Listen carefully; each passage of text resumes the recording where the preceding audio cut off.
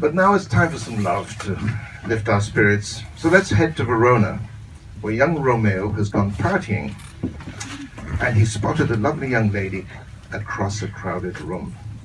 Juliet is her name, and he follows her home. And naturally, poor boy, he believes love can overcome their family's intense hatred of each other. She speaks. Oh, speak again, bright angel, for thou art as glorious to this night, being o'er my head, as is a winged messenger of heaven, unto the white upturned wondering eyes of mortals, that fall back to gaze on him, when he bestrides the lazy puffing clouds, and sails upon the bosom of the air. Oh, Romeo, Romeo, wherefore art thou Romeo? Deny thy father and refuse thy name, or if thou wilt not, be but sworn my love, and I'll no longer be a Capulet. Shall I hear more, or shall I speak of this? 'Tis but thy name that is my enemy. Thou art thyself, though not a Montague. What's Montague? It is nor hand, nor foot, nor arm, nor face, nor any other part belonging to a man. Oh, be some other name. What's in a name? That which we call a rose by any other name would smell as sweet. So Romeo would, were he not Romeo called, retain that dear perfection which he owes without that title. Romeo, doff thy name, and for that name which is no part of thee, take all myself. I take thee at thy word. Call me but love, and I'll be newly baptized. Henceforth I never will be Romeo. What man art thou, that thus bescreened in night, so stumbles on my counsel? By a name, I know not how to tell thee who I am. My name, dear saint, is hateful to myself, because it is an enemy to thee. Had I it written, I would tear the word. My ears have yet not drunk 100 words of thy tongue's uttering, yet I know the sound. Art thou not Romeo, and a Montague?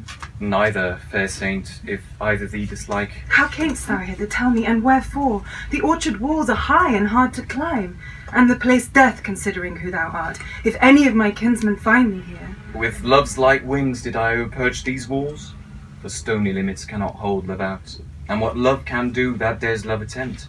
Therefore thy kinsmen are no stop to me. If they do see thee, they will murder thee. Alack, there lies more peril in thine eye than 20 of their swords. Look thou but sweet, and I am proof against their enmity. I would not for the world they saw thee here. I have night's cloak to hide me from their eyes, and but thou love me, let them find me here. My life were better ended by their hate than death prorogued, wanting of thy love. By whose direction foundst thou out this place? By love, that first did prompt me to inquire. He lent me counsel, and I lent him eyes.